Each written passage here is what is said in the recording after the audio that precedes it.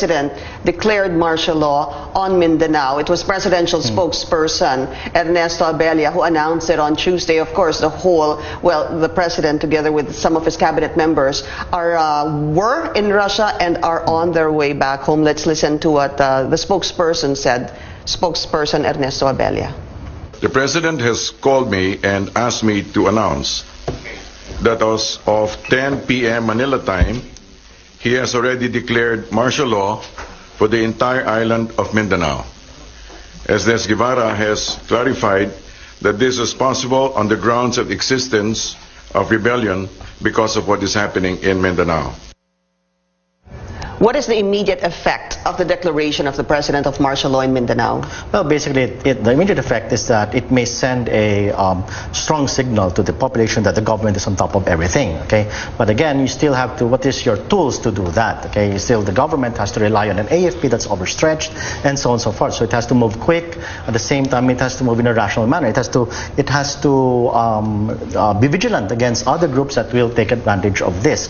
For example, the term martial law is music to the ears of the CPP-NPA, okay?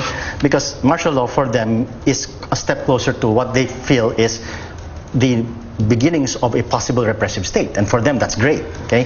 That is like the recruitment. That's why if you go back to history, martial law for the NPA was their greatest recruiter, because they started from several hundred in 1972, and because martial just went on and on, the abuses started piling up, because you didn't have constitutional guarantees anymore, so the military was very abusive, and that drove so many people to the rebel ranks. What is included when the President declares martial law? Is the writ of habeas corpus lifted? Though I'm not a lawyer, actually, okay? So the thing is that by understanding the writ of habeas corpus is lifted, okay, so you can have warrantless arrest on identified personalities, okay?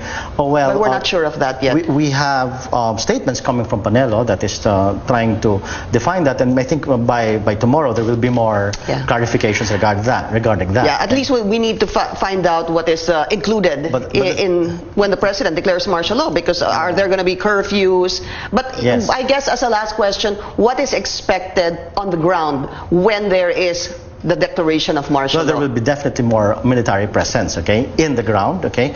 There will be, like I said, punitive operations being conducted against suspected personalities, and because this is done under the ambit of martial law, they have to be very careful because, like I said, that if you move constitutional guarantees, then the possibility of abuse exists. Mr. Custodio, thank you so much for joining me.